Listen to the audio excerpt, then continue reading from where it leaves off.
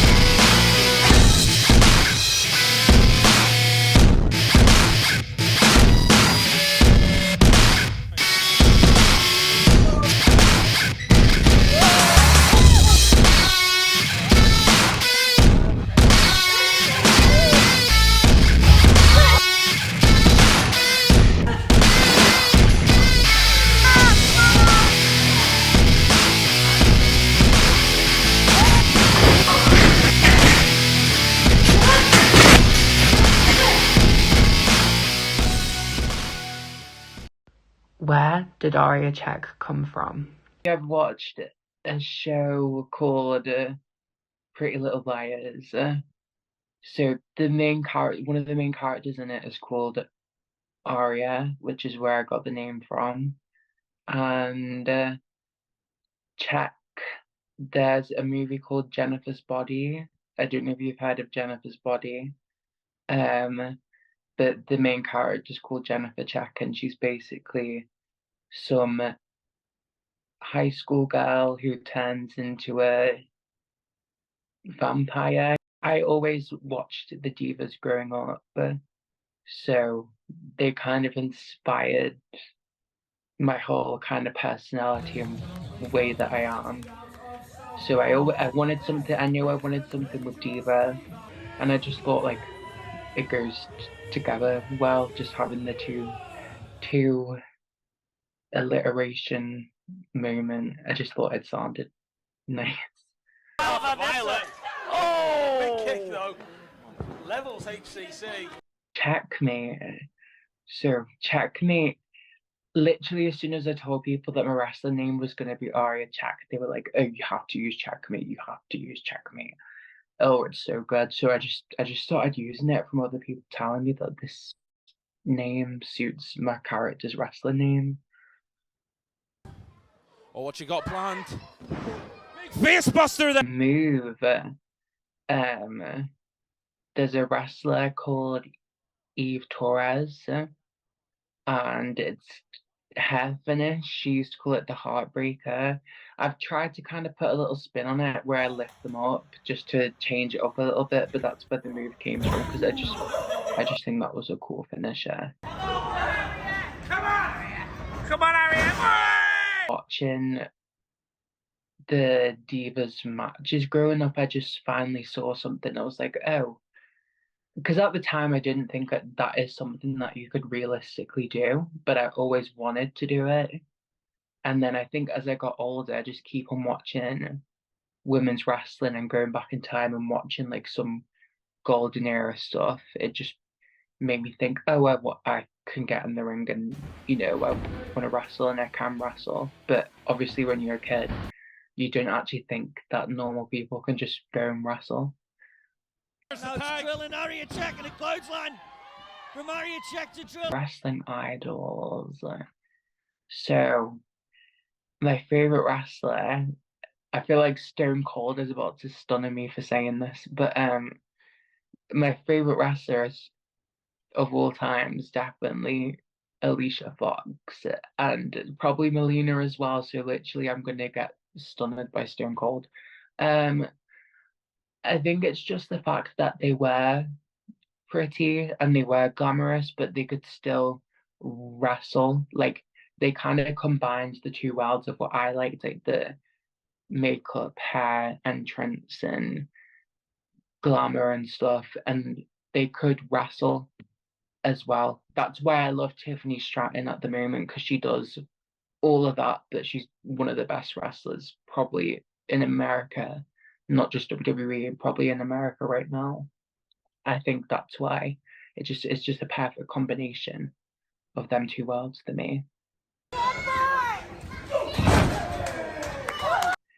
My first gear that I had, you know, they say that when you're starting out, don't pay for custom gear because you don't really know what's gonna happen. So it was just kind of just stuff I bought off the internet. And it was very like China style, like black leather. It's not for me, like I don't wear it anymore. But my most recent one that I did get custom made, it was inspired from Kelly's Divas Championship match against Beth Phoenix at SummerSlam. It's like the pink and white stripes inspired off Victoria's Secret. I just think it's the epitome of how I feel put outwards, and it's as a wrestling attire, which I think is just great. Like I was definitely, you know, that kid growing up that would watch like, yeah, have you ever seen the Scooby-Doo movie before, the live action one?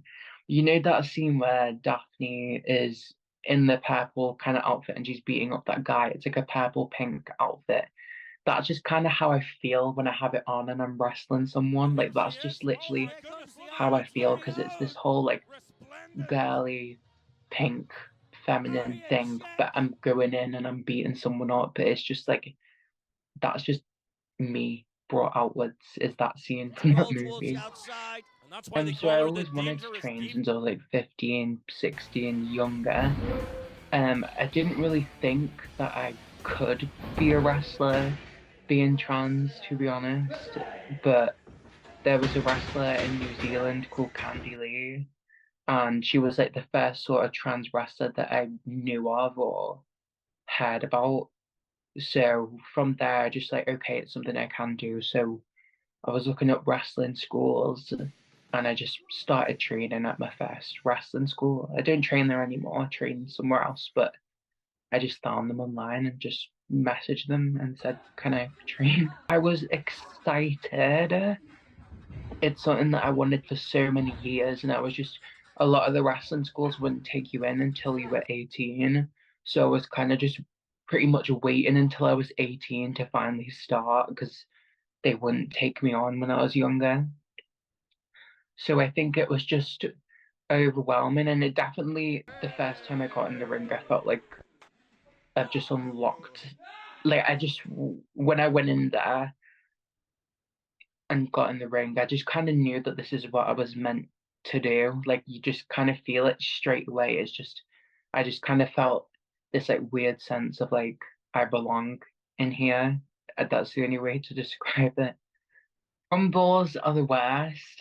Anyone will tell you that they're the worst, because especially if you're new, you like have 30 seconds to kind of do what you need to do, then you get thrown out.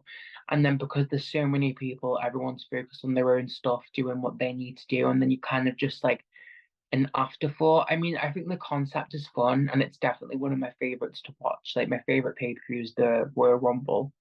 But actually being in one is, it's not so fun. It's a bit hectic. I don't like it. So when I was in my first Rumble, that was outside. That was okay. I was just super excited because it was my first ever thing that I ever did, like first ever sort of match. And yeah, it was a nice day. That was alright. But looking back, it wasn't, if that makes sense. It was just because I was so excited to finally have something, but it was definitely just like, you're in for 20 seconds, then you have to get out to make, you know, to get out for other people, like, which is fine, which is like obviously what you have to do, but it just kind of feels like there's no point in what you're doing, pretty much. Because really all I did then is get like 20 seconds to put on my social media, which sounds good, but I think it's just now that I'm on actual shows and proper matches, I kind of realize how crappy it was, whereas before, because it's all that I had, I was like, oh yeah, this is great. if you get what I mean. But the other rumble I had recently, that was just hectic because everyone's planning their spots backstage, and it's like, oh, it's the fucking indies, so it's like 40 people backstage planning all the stuff that they need to do, and you're kind of just there like, who do I talk to? Who am I going to work with? Especially, there was no other women in this match either, so I kind of just did whatever when I went out there, and then I actually think that I got out the ring early because I just thought that there wasn't really a point of what I was doing. So yeah, definitely not my favorite type of match. And Wrestle Island debut. So that would have been, oh my god, what was that? So that probably would have been when I was tag teaming with my ex partner, and I think it was Justin. They sort of agreed that I could work to a degree. Looking back, I don't know if I agree with that. I definitely think that now or recently is when my matches have been like quality and I've been proud of them.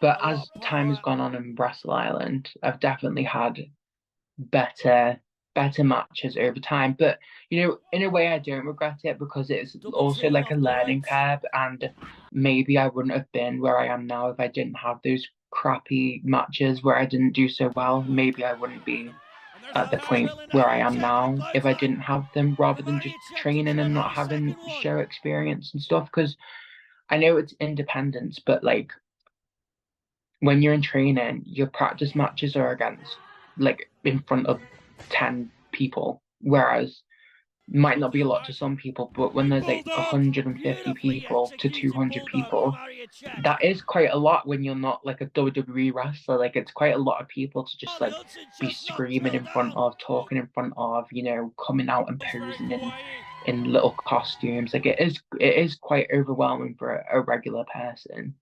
So I am thankful to have the experience and kind of learning what to do in front of people, if that makes sense. Like some people you work easier with than others. Luckily for me, like besides the rumbles, the girls matches that I've had, they've all been a lot more experienced than me. So they've kind of taken on that like leader role, and they really listen to me and like help me and guide me and stuff. So probably besides those rumbles, I've never had a bad experience, at least with someone that I'm having a match with. I've never had a bad experience like working or planning anything with anyone. Like even though those girls are a lot more experienced than me, they would listen to what I want to do and kind of incorporate my ideas while still taking the lead, if that makes sense. So. Shoulder block, but it's not enough. Still standing. Neither woman. People think because it's fixed and staged that it's not physical. It is the most physical thing, I think, that some people do. Like there's some people that will turn up and train and they'll take one bump on the mat and then they'll never ever come back because they're like, wow, that's too much to me. So they never end up coming back.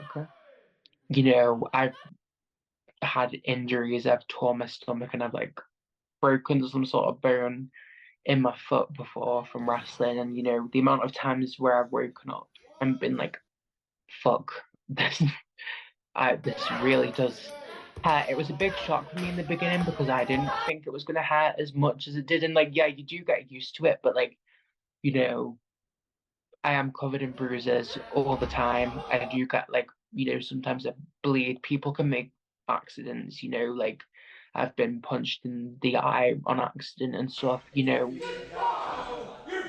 People, I just think it's annoying for me. Sometimes people don't understand like how physical and brutal it actually is. Like just because it's prefixed or like fake doesn't mean that it's not physical. Like we do get hurt pretty much all the time. Like when we wrestle, we are literally like putting our body on the line for you to watch. Like obviously they pay to watch that, but it is a risk for the people that are wrestling. The pain was like for me, like this sounds a bit bad, but it was kind of like a rewarding type of like, I know that I worked hard and I kind of earned it, if that made sense. And it just felt weirdly right, rather than, so it wasn't just like this annoying pain, like it was like, oh wow, like yeah, I've like really got in the ring, I've wrestled, and this is why I feel like that. It was kind of like a driver in a weird way. And obviously, like, I'm not as in pain as I used to be when you first start. It's such an unnatural thing for your body to do, because like people think that it's like a trampoline or something. Like, no, it is wood and like a bit of padding, like not much padding, but it is made of wood. And you're throwing your back, and like you throw like everything onto there, like it's gonna hurt. And it's so unnatural to do at first, to make yourself fall over, because you're meant to stop yourself from falling over. So being told, oh yeah, throw yourself to the floor, obviously is so like uncanny thing for your body to do. So I think it just kind of reacts in this like weird. It's like a pain that you wouldn't. It's a weird pain to describe, because it's just from something that you wouldn't ever do in any other situation.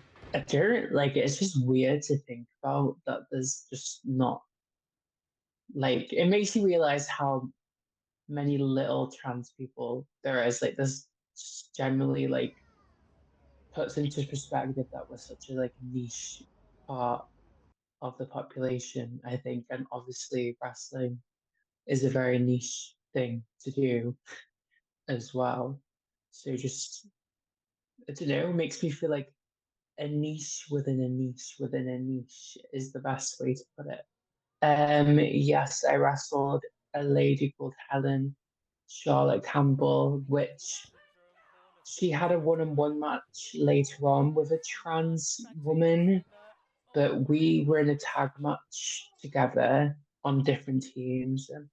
And that was actually the first time two trans women had wrestled each other in the UK in general. Like maybe it wasn't a one-on-one, but just in general, like in the ring fighting, it was the first time that had ever happened, which was kind of cool.